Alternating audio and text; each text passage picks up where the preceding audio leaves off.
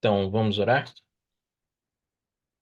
Bom Deus e Pai, o Senhor nos abençoe. Obrigado por essa sexta-feira, início das horas do sábado. Que o Senhor possa nos abençoar nesse estudo, nos dê sabedoria para que as pessoas também que ouvirem possam entender. Em nome de Jesus. Amém. Vamos lá, então. Eu vou compartilhar aqui, Elisângela.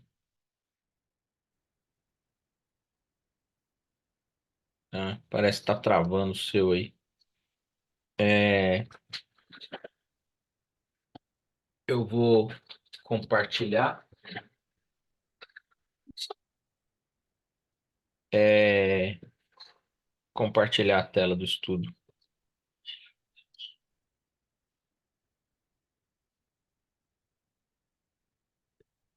Elas são 6 e a gente vai continuar com a pergunta 7. Isso, a lição 6 a gente continua da pergunta 7, depois já entra na lição 7. Vamos lá. Perguntando aqui: como saber se a doutrina é verdadeira? João 17:17 e eu leio Isaías. Se alguém disser fazer a vontade dele, conhecerá a respeito da doutrina, se ela é de Deus ou se eu falo por mim mesmo. Então, João está dizendo para a gente: se alguém quer saber se a doutrina é verdadeira, vai lá na Bíblia conhecer a vontade de Deus, né? E Isaías diz assim, 28:10. Porque é preceito sobre preceito, preceito e preceito, e mais preceito, regra sobre regra e mais regra, um pouco aqui, um pouco ali. O que Isaías está dizendo, né? Que ao a pessoa seguir o conselho de João e se dispor a estudar a Bíblia, ela vai encontrar regras, mandamentos, preceitos, ordens, ordenanças de Deus, e é uma coisa sobre a outra, e você vai obedecendo essas normas divinas e vai estudando um pouco num livro, um pouco no outro livro, um pouco em Gênesis, um pouco em Apocalipse, um pouco em Daniel, um pouco em Mateus, e assim você vai se aperfeiçoando sobre o mesmo assunto, sobre outros temas também. Como é o caso aqui que estava falando sobre os sinais da vinda de Cristo, né? Então, a doutrina, verdadeiro ou falso? Doutrina de acordo com a Bíblia? Verdadeiro. Doutrina baseada em um só livro da Bíblia ou só no Novo Testamento? Uma doutrina baseada só no Velho, só no Novo é uma doutrina falsa, né? Então aqui seria falso. Doutrina baseada em uma parábola e poucos versos da Bíblia.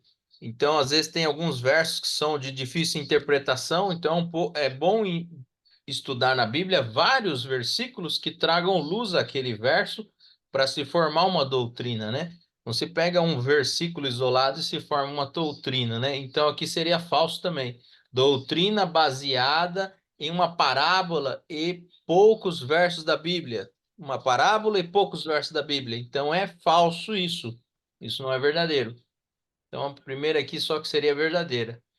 Doutrina de acordo com toda a Bíblia. Toda a Bíblia é importante. Vamos avançar para 8.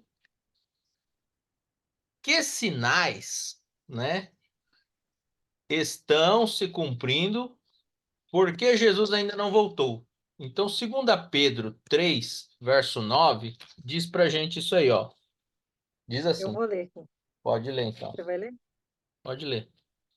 Não retarde o Senhor a sua promessa, como alguns a julguem demorada. Pelo contrário, ele é longânimo para convosco, não querendo que nenhuma pereça, senão que todos cheguem ao arrependimento. Exatamente. Então, o que o verso está dizendo? Ele é muito claro. Deus não retarda a sua promessa. Ele não está retardando, né? Ele tem o tempo de vir e ele naquele tempo virá, né? Como alguns julgam demorado. Então, muitas pessoas estão julgando que a volta de Jesus está demorada. Pelo contrário, diz o verso, ele é longânimo para conosco, não querendo que nenhum pereça, senão que Ninguém se... todos cheguem ao arrependimento.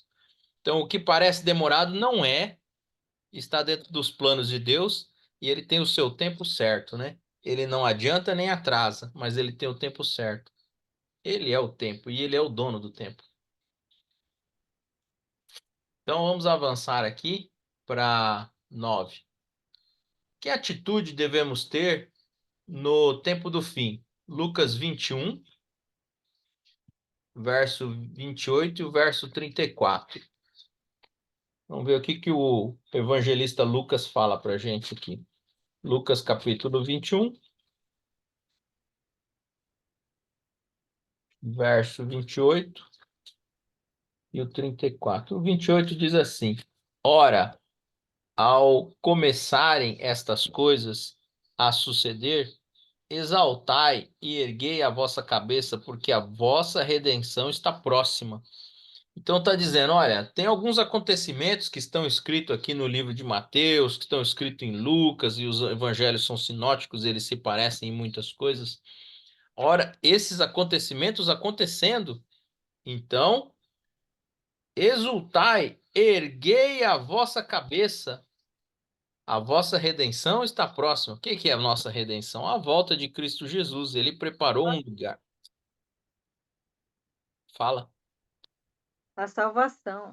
Sim, a salvação. E o verso 34 diz assim: Acautelai-vos por vós mesmos, para que nunca vos suceda que o vosso coração fique sobrecarregado com as consequências e orgias da embriaguez e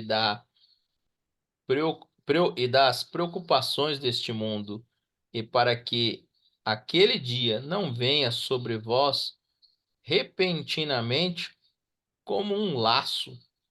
Então, há alguns lugares nas Escrituras Sagradas, ou aqui no Evangelho e no Novo Testamento, os evangelistas dizem que Jesus virá como um ladrão, mas ele virá como um ladrão para o despreparado, para aquele que não estuda a Bíblia, para aquele que não está cingido, pronto com o evangelho da salvação.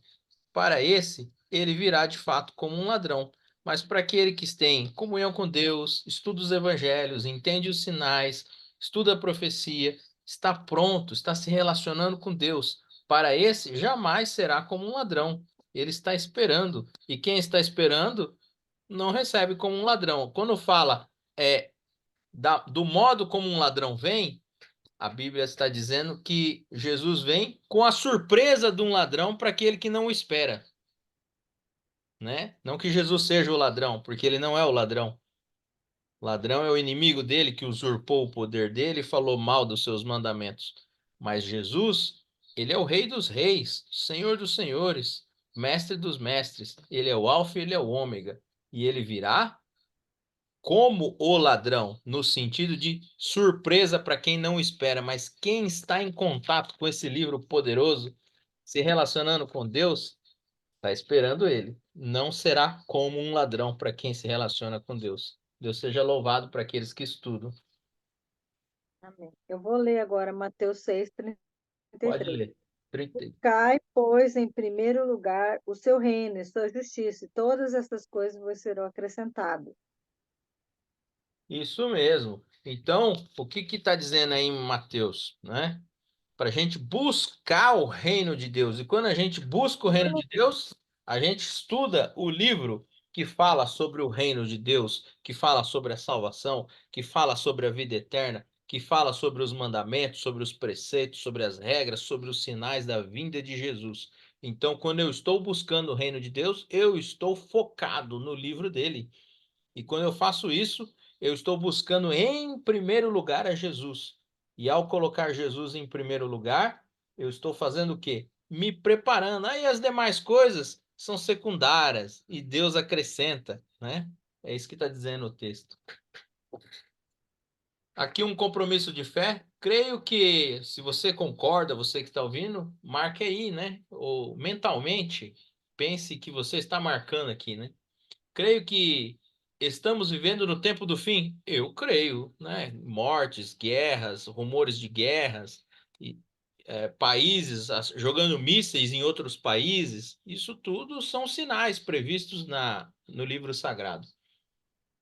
Desejo conhecer e praticar a doutrina que está de acordo com toda a Bíblia.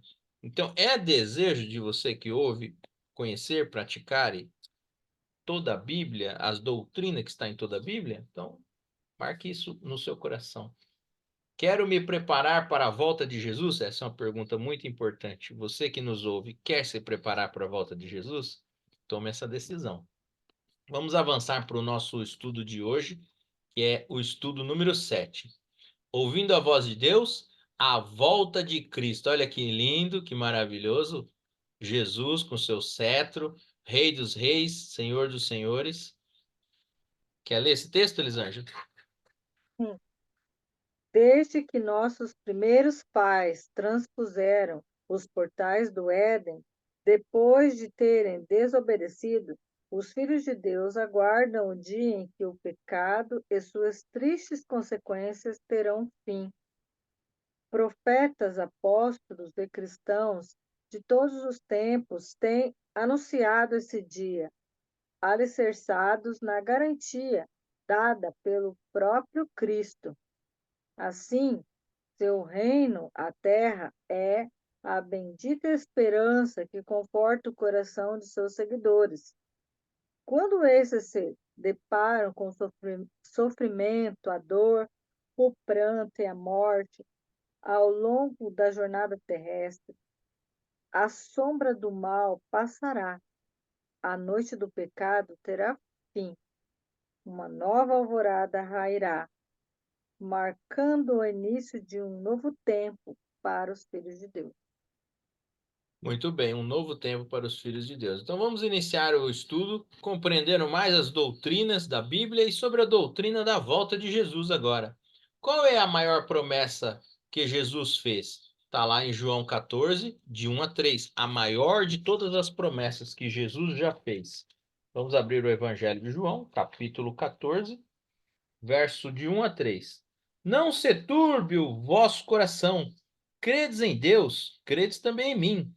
Na casa de meu pai há muitas moradas. Se não fosse, se não fora, eu vou-lo teria dito, pois vou preparar-vos lugar. E quando eu for e vos preparar lugar, voltarei e vos levarei e vos receberei para mim mesmo, para que onde eu estou estejais vós também. Olha que lindo. Jesus disse assim: não fique preocupado. Lá no céu, na casa do meu pai, tem muitas moradas. Eu vou para lá e vou preparar tudo para vocês, para que aonde Jesus falou, aonde Jesus está, todos que querem estar com Jesus possam lá estar também. Olha que lindo. Isso é uma doutrina da volta de Jesus que nós estamos estudando, né? Então vamos avançar para 2. Podemos marcar uma data para a segunda vinda de Cristo? Cristo veio a primeira vez como um bebê, nasceu de Maria, cresceu, se desenvolveu, chegou aos seus 30 anos, teve 3 anos de ministério, morreu na cruz do Calvário, foi sepultado, ao domingo ressuscitou, guardou o sábado na sepultura, ressuscitou no domingo e ascendeu ao céu, depois de visitar algumas pessoas, né? E conforme os relatos bíblicos. E aí, nós podemos agora marcar uma data para o retorno de Cristo? Mateus 24, verso 36. Responde para nós. Vou ler aqui. Mas a respeito daquele dia e hora, ninguém sabe, nem os anjos dos céus, nem o Filho, senão o Pai. Então, a respeito daquele dia e hora, ninguém sabe. Os anjos do céu não sabem, Jesus não sabe, só o Pai. Mas Jesus não sabia enquanto estava aqui, né? Agora Jesus voltou para lá e se revestiu do seu poder, porque ele é Deus. Não é como alguns dizem que ele é um Deus menor. Não, ele não é um Deus menor, ele é Deus, ele é Criador, né? E só pode haver salvação para aqueles que aceitam o seu nome e o seu sacrifício. Ele é a porta. Quem não entra pela porta não tem salvação. E quem tenta pular sem ser pela porta é ladrão, né? E no reino do céu não entra ladrão. mas pode entrar um ex-ladrão. Um ladrão arrependido pode. Então, como Jesus virá, né? Então ele virá, como foi dito aí, né? De modo surpreendente, para quem não está esperando ele, ó, porque surgirão, né? Diz assim lá no verso 36, né? Mas a respeito daquele dia e hora, ninguém sabe, nem os anjos do céu, nem o Filho, senão o Pai. Deus, o Pai, está sabendo, né? O Espírito Santo está sabendo. E o próprio Jesus agora também sabe que lá ele está. Quando ele estava aqui, ele não sabia, mas agora ele sabe. Ele conhece, ele sabe da data, porque ele é Deus, né? Então vamos lá. Como Jesus virá? Mateus 24, 30 e 31. Eu vou ler aqui. Então aparecerá no céu o sinal do Filho do Homem. Todos os povos da terra se lamentarão e verão o Filho do Homem vindo sobre as nuvens do céu, com poder e muita glória. Verso 31. E ele enviará os seus anjos com grande clamor de trombeta, os quais reunirão os seus escolhidos dos quatro ventos, de um a outro, outra extremidade dos céus. Isso mesmo. Então ele virá com poder e grande glória. Olha o que o texto está dizendo, né? Ele virá cheio de poder e majestade. Jesus não virá mais como um menininho indefeso que teve que fugir de Herodes, que teve que ir para o Egito para não ser morto, indefeso. Ele veio sem poder fazer uso do seu poder. Ele veio como uma criancinha. Ele viveu das angústias e dos anseios dos seres humanos. Jesus é 100% homem, 100% Deus. Ele veio nessa condição. Ele se fez homem, ele se encarnou como homem para vir habitar entre nós e nos salvar. E Jesus, ele é Emmanuel, Deus conosco, né? E ele veio dessa forma. E quando ele vier agora pela sua segunda vez, em poder e grande glória, ele não vem mais agora como um ser humano desprovido do seu poder, mas ele vem com todo o seu poder e não haverá aquele que poderá desafiá-lo, né? E aqui nós temos lá em Apocalipse 1, verso 17, a promessa, né? Confirmando a promessa, diz assim: Eis que venho, né, com as nuvens do céu. É assim que está lá em Apocalipse. E agora, Atos 1, verso 11, diz bem assim: E Vou ler. lhe disseram, varões galileus, por que estáis olhando para as alturas? Este Jesus, que dentre vós foi assunto ao céu, virá do modo como viste subir. Esse verso é muito importante. Nós estamos estudando aqui a doutrina da volta de Jesus.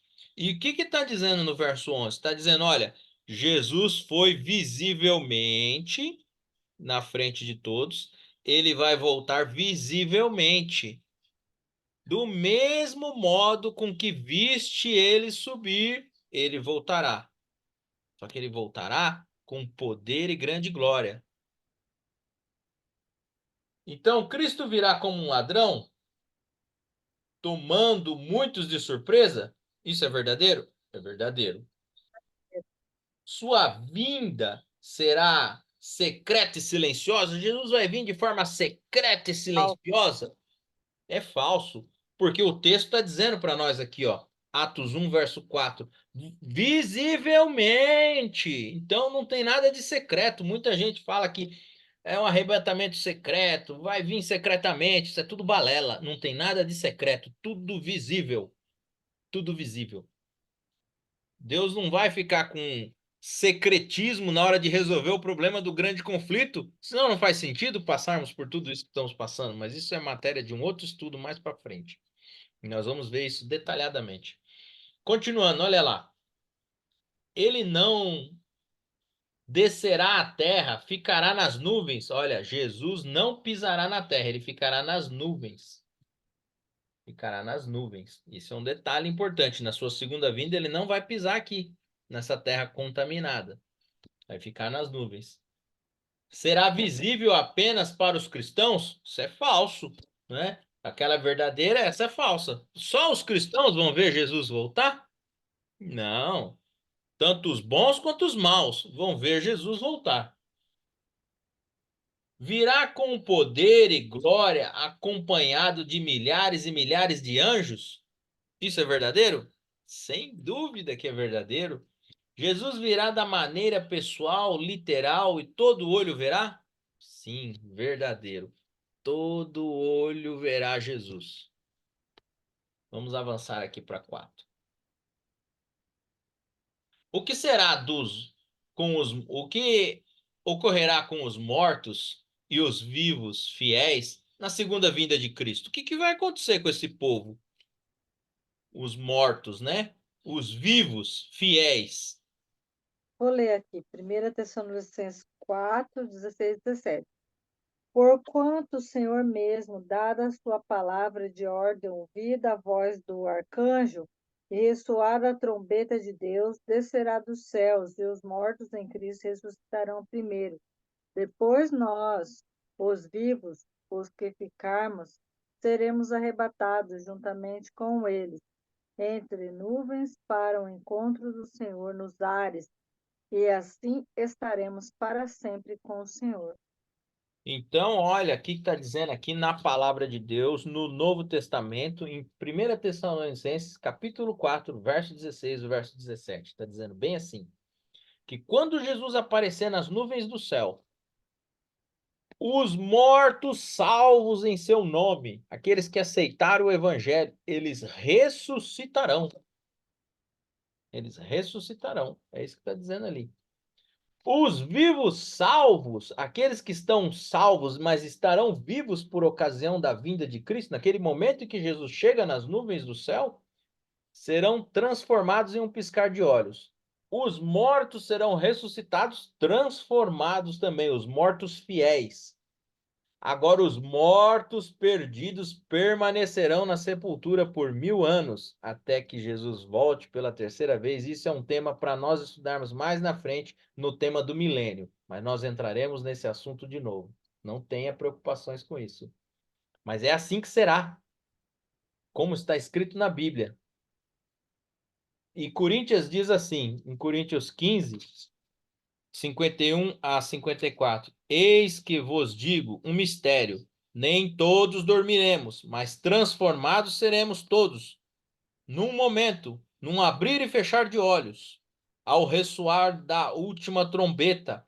A trombeta soará e os mortos ressuscitarão incorruptíveis, e nós seremos transformados. Porque é necessário que este corpo corruptível se revista da incorruptibilidade, e que o corpo mortal se revista da imortalidade.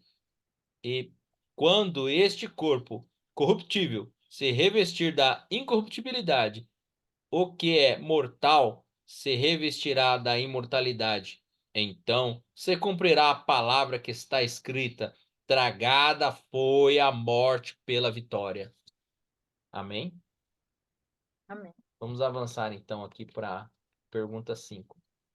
O que ocorrerá com os vivos que não se prepararam para a segunda vinda de Cristo? Olha, então nós vamos ter alguns grupos, né, que nós estamos estudando aqui. Quais serão os grupos? Os grupos dos vivos salvos, o grupo dos mortos salvos, o grupo dos mortos perdidos e o grupo do quê? Dos vivos que não se prepararam. Então nós temos alguns grupos que estamos estudando, grupos de pessoas, né? Hoje nós vemos na sociedade diversas tribos, né? Tribos de diversas. O que são tribos? Essas tribos são pessoas que têm filosofia. Um é roqueiro, o outro é, sei lá, funkeiro, e aí vai. Outro é skatista. São vários grupos, né? Mas são pessoas que às vezes estão andando longe de Deus. Um é ateu, outro não acredita em Deus, outro conhece a Deus, mas não quer andar nos caminhos dele. Então, diversos grupos. Mas no final dos últimos dias, nós teremos estes grupos somente. Vai afunilando. Vai afunilando, nós teremos só estes grupos. Pessoas que andaram com Deus, pessoas que não andaram com Deus. Mortos que estão mortos, mas que andaram com Deus, e mortos que estão mortos, mas que não andaram com Deus. Então terá um desfecho para tudo isso aí. E Deus preparou um desfecho e na palavra dele ele conta para nós. Vamos continuar. O que ocorrerá com os vivos que não se prepararam para a segunda vinda de Cristo. Então, os vivos infiéis. O que vai acontecer com eles? Eu vou ler Apocalipse. o Tessalonicenses primeiro, que eu já estou nele aqui. Tá, então pode ler Tessalonicenses. Eu vou ler Apocalipse. Segunda Tessalonicenses 2, o verso 8 diz assim: Então será de fato revelado o iníquo, a quem o Senhor Jesus matará com o sopro de sua boca e o destruirá pela manifestação de sua vinda. Isso mesmo. Então, o que vai acontecer? O verso está dizendo: ao Jesus chegar nas nuvens do céu, os vivos que não andaram com ele vão morrer imediatamente. Imediatamente. Mas acabou aí? Não, não acabou aí, não. Tem mais. No estudo do milênio, nós vamos entender o que vai acontecer após o milênio. Aguarde. Não se preocupe. Vamos terminar esse estudo aqui. Então, aqui, ó, em Apocalipse 6, verso 15 a 17, diz assim: os reis da terra, os grandes, os comandantes, os ricos, os poderosos, de todos, todo escravo e todo livre, se esconderão nas cavernas, se esconderão nas cavernas e nos penhascos dos montes. 16. E disseram aos montes e aos rochedos: caiam sobre nós e escondei-nos da face daquele que se assenta no trono da ira do Cordeiro, porque chegou o grande dia, a ira deles, e quem é que pode suster-se? Então quer dizer que essas pessoas sabem que estão perdidas quando virem o Filho do Homem vindo nas nuvens do céu, Jesus. E eles vão correr aos montes, aos penhascos e aos rochedos e pedir que esses montes caiam sobre eles. E de fato cairão ao pedido. Essa é a condenação deles que eles mesmos pedem para eles. Por quê? Eles tiveram a oportunidade de andar com Cristo e negligenciaram. Tiveram a oportunidade de estudar a Bíblia e abriram mão. Tiveram a oportunidade de pedir perdão pelos seus pecados e assim não o fizeram. E quando eles virem Jesus, eles vão ficar aterrorizados, porque eles tiveram a oportunidade e não fizeram uso dela. Então, será lamentável, mas é o desfecho que se dá. Continuando, né? Então, é isso que vai acontecer com essas pessoas infiéis vivas. Alguns morrerão só pela glória de Cristo, de ver o resplendor da glória de Cristo. Outros vão correr para os montes e pedir já que caia sobre eles e correr para as cavernas para fugir da glória do Senhor. E eles também morrerão. Verso 6. Ah, pergunta 6, né? De quantas ressurreições a Bíblia fala? Eu vou falar para você. A Bíblia fala só de duas. Eu vou ler aqui, João 5, 28 e 29. Pode ler. Não vos maravilheis disto, porque nem a hora em que a, vem a hora em que todos os que se acham nos túmulos ouvirão a sua voz e sairão, e os que tiverem feito bem para a ressurreição da vida, e os que tiverem praticado o mal para a ressurreição do juízo. Então, duas ressurreições. Uma para a vida e uma para horror e vergonha, né? Mas nós vamos entender o contexto dessas duas ressurreições no estudo do milênio. No estudo do milênio a gente vai entender melhor como que isso acontece, né? Então há duas ressurreições, uma para a vida e uma para a morte eterna. Mas um indivíduo ressuscita e vai para o céu. O outro, depois do milênio, ele ressuscitará. E aí nós vamos entender. E há uma ressurreição especial também no meio aí. Está aí em Apocalipse 12, verso 2. Diz assim: muitos dos que dormem no pó da terra ressuscitarão, uns para a vida eterna e outros para vergonha e horror eterno. Então, muitos dos que dormem no pó da terra, muitos dos que já viraram cadáveres, pó, muitos dos que já viraram ossos, ou que nem sobrou nada de ossos. Não há vestígio mais do cidadão. Eles ressuscitarão pelo poder de Deus, cada um na sua Transformado. circunstância, mas um para a glória de Deus e um para a vergonha e para a morte eterna, para a vergonha de si mesmo. Então vamos continuar. A 7. Quanto tempo existirá entre a primeira e a segunda ressurreição? Olha, vai existir 1000 anos. Já vou adiantando aqui. Vamos ver na Bíblia se é isso mesmo. Apocalipse capítulo 20, verso 6. Vai responder para a gente. Olha o que diz aqui. Bem assim. Bem-aventurado o santo é bem-aventurado e santo é aquele que tem parte na primeira ressurreição. Então, bem-aventurado. A palavra bem-aventurado quer dizer feliz. Feliz é um indivíduo que tem parte na primeira ressurreição. Deus concede a ele parte pela maneira que ele se relacionou com Deus. Então, ele tem direito à primeira ressurreição. Sobre esses, a segunda morte não tem autoridade. Não tem autoridade. Pelo contrário, serão sacerdotes de Deus e de Cristo. Reinarão com ele por 1000 anos. E nós vamos entrar nesse estudo do milênio mais para frente. Tem muitos detalhes aqui maravilhosos. Então, aqui, ó. A próxima lição dará detalhes sobre esse assunto. Aqui está falando, ó, para a gente não se perder.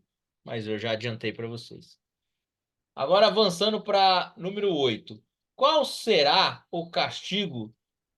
Qual será o cântico, perdão, o cântico dos salvos naquele grandioso dia? Isaías 25, verso 9. Eu vou ler aqui. Pode ler. Naquele dia se dirá: Eis que este é o nosso Deus, em quem esperávamos, e ele nos salvará. Este é o Senhor a quem aguardávamos. Na sua salvação exultaremos e nos alegraremos.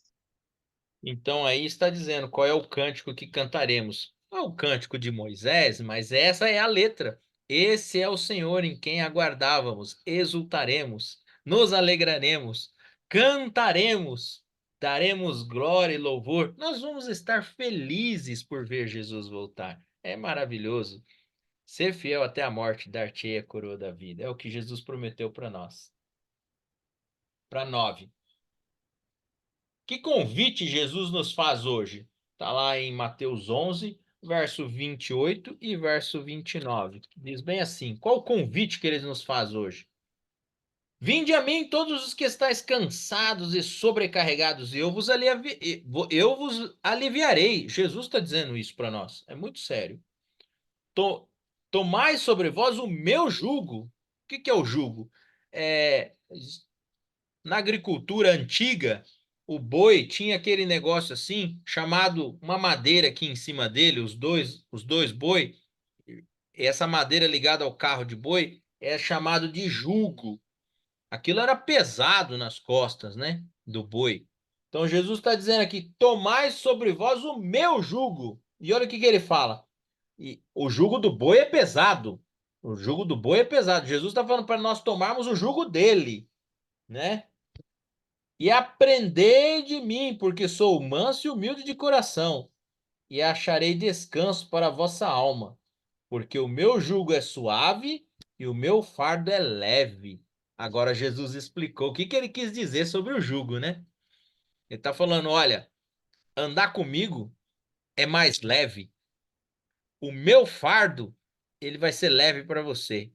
Porque eu já carreguei o fardo pesado, Jesus fala. Eu já morri na cruz por você, eu já fiz o mais difícil. Eu já suei gotas de sangue com suor e lágrimas, eu já chorei, eu já fui crucificado, eu já fui torturado, eu já verti o meu sangue por você, eu sou Deus, eu morri por você. Não há perdão para pecado, mas há perdão para o pecador. Jesus está dizendo isso para nós. Então, abrace o jugo de Cristo. Ele é suave e leve. É isso que Jesus está dizendo. Vamos para a perguntinha 10. Qual será o resultado da rejeição ao convite de Jesus?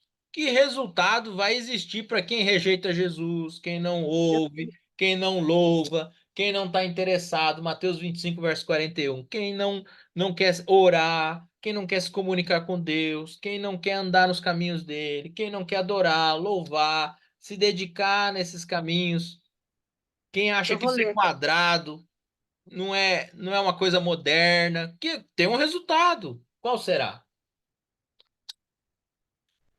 Tá aí para Então, aqui ler? eu vou ler o verso 41. Então o rei dirá também aos que estiverem à sua esquerda: Apartai-vos de mim, malditos, para o fogo eterno, preparado para o diabo e seus anjos. Então, olha só o que que esse verso falou, uma coisa muito importante. Jesus está dizendo: o fogo está preparado para o diabo e seus anjos, não para você nem para mim. Então, ande com Jesus hoje. Aceite a Jesus hoje, agora, minuto a minuto. Aceite a Jesus. E naquele grande dia, Jesus não vai dizer: não vos conheço. Ele vai falar: vinde benditos de meu Pai. Agora, se nós o negligenciarmos, ele vai dizer: apartai-vos de mim, não vos conheço. Se você não se relaciona com a pessoa, você não conhece a pessoa. Se você não conversa com a pessoa, você não conhece a pessoa. Mas se você também não faz isso com Jesus, também não conhece a Jesus. Conhecer Jesus só de ouvir falar do nome dele, conhecer Jesus só de ouvir falar que ele morreu na cruz, só de ouvir falar ele que tem uma Páscoa, que tem um Natal, o Natal é o nascimento, a Páscoa é a morte. Só isso não é suficiente, não basta, é preciso que você estude o livro sagrado e entre em contato com a vontade dele. Aprenda sobre ele. Entenda o que agrada a ele, para que você faça a vontade dele. Amém? Amém. Compromisso de fé que você está aí nos ouvindo, pode fazer. O compromisso é esse. Quero me preparar para estar entre os salvos na segunda vinda de Cristo? Sim, sem dúvida. Pense na sua mente aí que sim. Isso é sem dúvida muito importante, você se preparar hoje, minuto a minuto, para estar com Cristo.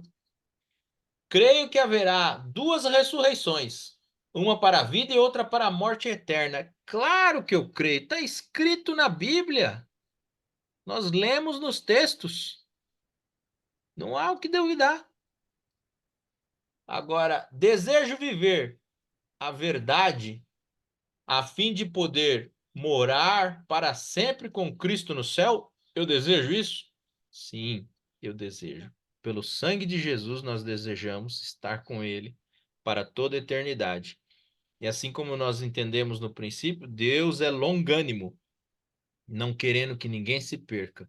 E se você conhece alguém que você ama, está afastado dos caminhos de Deus, a dica é: ore por essa pessoa, porque em nome de Jesus, o Espírito Santo vai influenciar a mente e o coração dessa pessoa, até que ela venha a se entregar a Ele. Mas Deus não força ninguém. Deus é um cavalheiro, Deus é um gentleman, Deus ele é cortês, ele é educado, ele não quebra as suas próprias regras, mas ele faz convites. E quando nós também intercedemos, ele vai lá fazer mais convites. Mas ele não vai forçar ninguém a se entregar a ele se a pessoa não quer. Então é preciso exercer no nosso coração a vontade de querer se entregar. E se você tem dificuldade com isso, se ajoelhe, fale com ele e fale sobre suas dificuldades. E ele será muito amável com você e lhe capacitará com a necessidade que você tem.